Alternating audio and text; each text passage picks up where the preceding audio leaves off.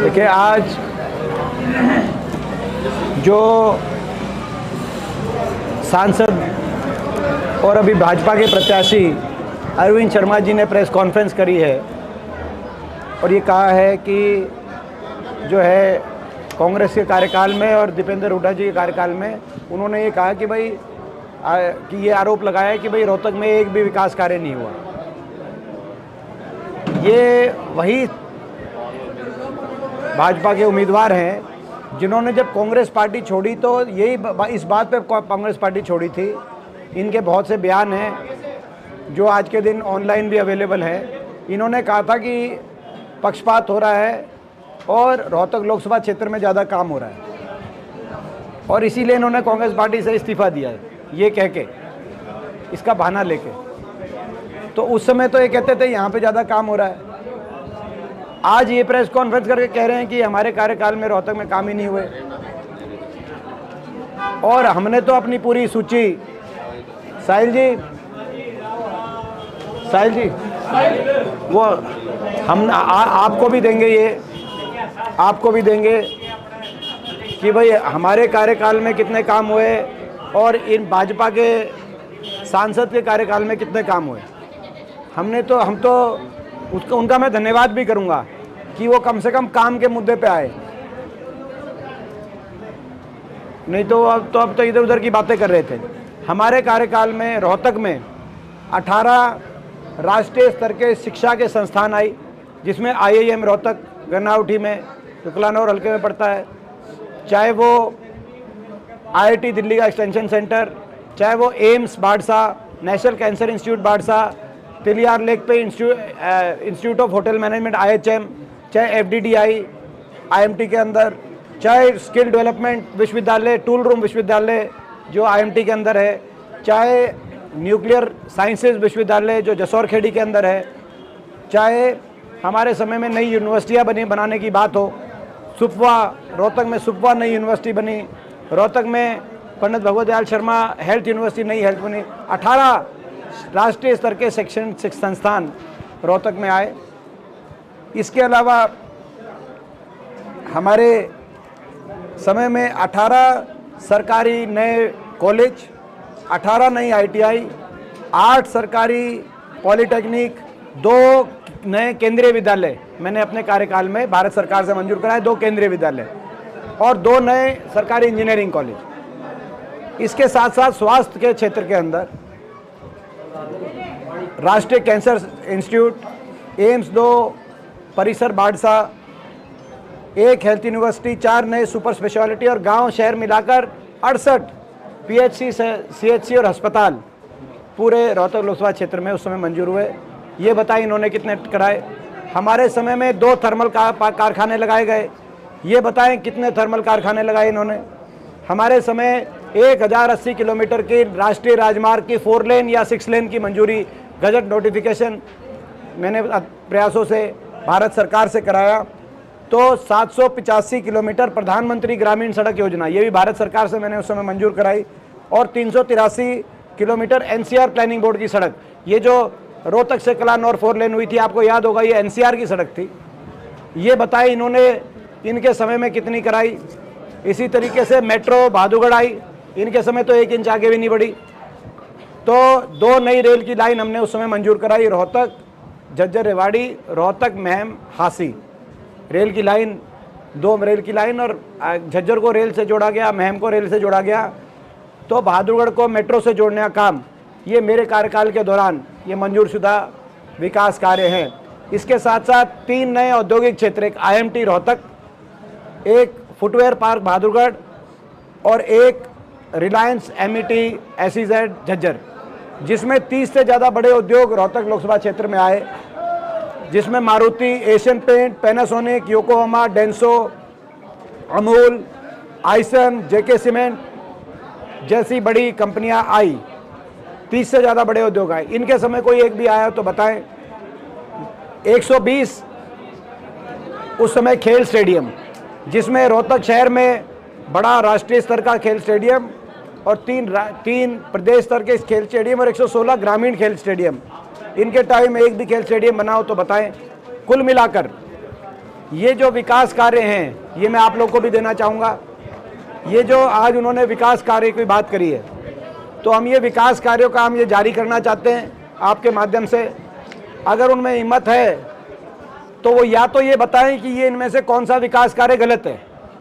Metro आई कि नहीं आई, thermal के कारखाने लगे कि नहीं लगे, रेल की लाइन बिछी कि नहीं बिछी, रोहतक में IIM बना कि नहीं बना, बाईपास बने कि नहीं बने। जो मैंने बाईपास बताए, इसमें मैंने बाईपास और पुल तो बताए ही नहीं। इसमें हर, चाहे वो कलानौर बाईपास हो, महम बाईपास हो, रोहतक सिटी बाईपास हो, झज्जर बाईपास हो, बहादुरगढ़ का बाईपास हो, ये सारे बाईपास उस समय हमारे समय बने। तो या तो ये बताएं कि इनमें से कौन सा काम हुआ नहीं था, या वो ये बताएं कि अपने उनके टाइम पे कौन सा काम किया है, ताकि हम जाके देखें। तो आज केवल ये कहना कि दीपेंद्र हुड्डा जी के कार्यकाल में कोई विकास कार्य नहीं हुआ, मैं समझता हूँ कि ये जो है, जो भाजपा के प्रत्याशी हैं, उनकी ये बौखलाहट दिखाई देती है। ये बात जो है किसी के गले नहीं उतरेगी, लेकिन फिर भी मैं उनका धन्यवाद करता हूँ। कम से कम विकास का मुद्दा तो छेड़ा। हम ये चाहते हैं कि विकास के मुद्दे पे बहस हो। ये मैं आपको देना चाहता हूँ, प्रेस के साथियों को। ये आप अपना, ये आपके लिए है, ताकि आप लोग ये रखें। और अपना ये हमारा आज की मेन उनका जो उन्होंने बात कही थी, उसका जवाब है ये। जिस प्रकार से आपके कार्यक्रम है, लगातार रद्द करने की कोशिश की जा रही है। कल MDU का प्रोग्राम है, उसे भी रद्द करने की कोशिश की गई। देखिए, हमारा गांधी कैंप का जब प्रोग्राम था, उसमें साहब बताएंगे। गांधी कैंप के प्रोग्राम में आप बताओगे जी? आप बताओ। गांधी कैंप के प्रोग्राम में एक ड्रंक अवस्था में एक सरकारी मुलाजिम आया, जो कि नशे की स्थिति में था, और उसने आके हमारे सारे लड़ी और सारे झंडे उतारने की कोशिश करी। लोगों में बड़ा गुस्सा था, लेकिन हमने लोगों से हाथ जोड़ के कहा कि भाई हम शांति प्रिय और हम कोई जो है गरिमा की कोई लक्ष्मण रेखा नहीं क्रॉस करना चाहते। लेकिन प्रोग्राम के दौरान, खुद एक कैंडिडेट के प्रोग्राम के दौरान इस तरह से हमारे झंडे उतारना, ये सरकार के, और एक वो जो एम्प्लॉय था उसका वीडियो आपको दिखाएंगे। उसका वीडियो आपके सामने है। ये कह रहा है कि मैं वीडियो में कह रहा है कि मैं पी रहा हूँ, जो करना कर लो। सरकारी मुलाजिम, सरकारी हरियाणा सरकारी गाड़ी में।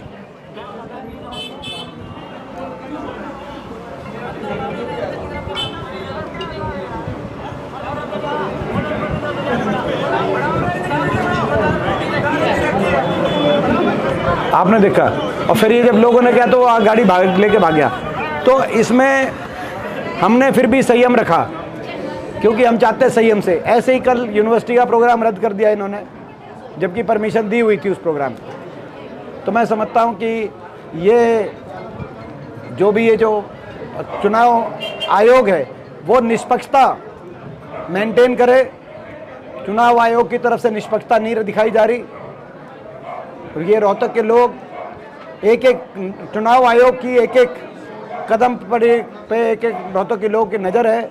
मैं चुनाव आयोग को कहना चाहता हूं, चुनाव आयोग रोहतक चुनाव में निष्पक्षता बरते।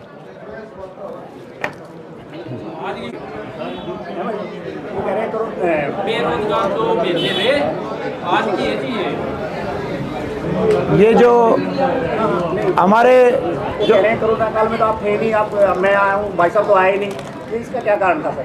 देखिए,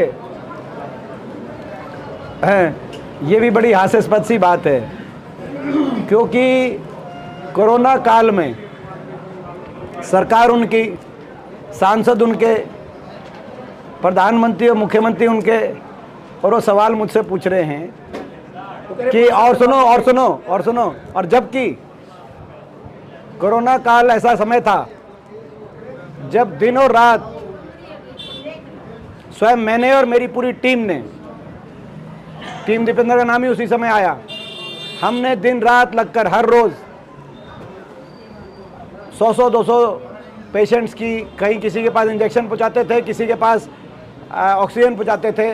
स्वयं इनके भाजपा के पदाधिकारी योगेश्वर दत्त जी से लेकर उनके, आपने देखा होगा बयान आए, क्योंकि उनको जब जरूरत थी उनके किसी निकट किसी के लिए, से लेकर भिवानी में भाजपा के जो अध्यक्ष थे उनके, क्योंकि सरकार उनके सामने नहीं आई तो हमारी टीम ने जाके मदद करी, और इनके तो गुमशुदा के पोस्टर लगे हुए थे उस समय। तो मुझे बड़ी हास्यास्पद बात आती है, ये तो 5 साल नहीं दिखाई, कोरोना छोड़ो, हमें कोरोना की बात नहीं है, हम कह रहे 5 साल तक ये कहाँ थे?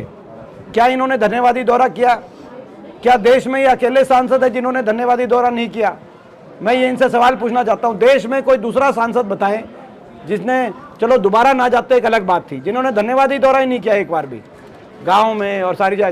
तो ये आए नहीं यहाँ हल्के में, ना ये संसद में इनकी हाजिरी का रिकॉर्ड अच्छा है, वहाँ भी सबसे पीछे, सांसद निधि खर्चे में भी ये 10 एमपीओ में सबसे पीछे। ये आपने देखा होगा सारे अखबारों में आई, जिसका ये हर रोज़ अब अपनी सफाई दे रहे हैं। तो ये इनका कार्यकाल जो रहा, ना संसद में बोले, कोई संसद में कोई इनका वीडियो है बोलने का तो दिखाएं कि संसद में ये बोले थे, रोहतक की किस समस्या को लेके बोले थे। तो ये मैं पूछना चाहता हूँ इनसे, क्योंकि देखो जनता में आप जाओगे तो ये अहम मुद्दे हैं, आज के दिन जागरूकता का समय है, जनता इन मुद्दों पे अपना विचार बनाएगी। आप 5 साल केवल टाइम पास कर दो और फिर दोबारा से आओ, तो फिर ये तो मैं इसको उचित नहीं मानेगी जनता। और आप जानते हो 5 साल जो है उनका कार्यकाल। देखिए, आज जो सांसद और अभी भाजपा के प्रत्याशी अरविंद शर्मा जी ने प्रेस कॉन्फ्रेंस करी है और ये कहा है